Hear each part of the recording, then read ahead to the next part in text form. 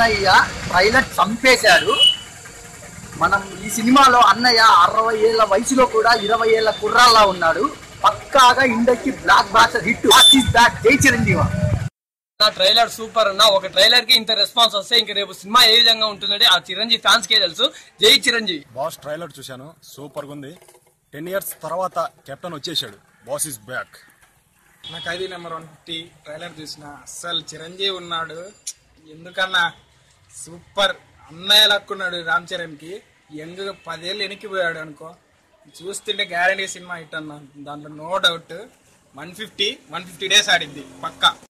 150 trailer చూసానన్నా, బాగుంది, చాలా బాగుంది. రత్నవేలు గారు బాగా చూపించారు చిరంజీవిని, చాలా స్టైలిష్ గా బాగుందన్న ట్రైలర్.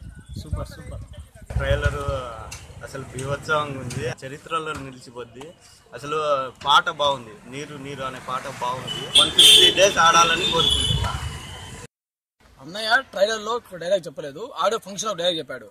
కార్పొరేట్ బీర్ తాగిన నీకే అన్ని తెరతుంటే కార్పొరేషన్ నీళ్ళు తాగిన నాకెన్ని తెలియదట్లు ఉండాలి అంటే ఒక రైతు జీవితం అన్న తీసిన సినిమా పిచ్చ హిట్ అయింది. ఇది మాత్రం రాసుకోండి, ఎవరైనా రాసుకోండి. 100కు 100 సినిమా హిట్ అయింది పక్కా.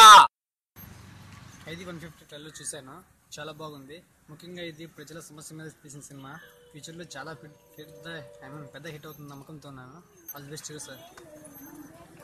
ట్రైలర్ చూశాను, చాలా బాగుంది, నాకు నచ్చింది.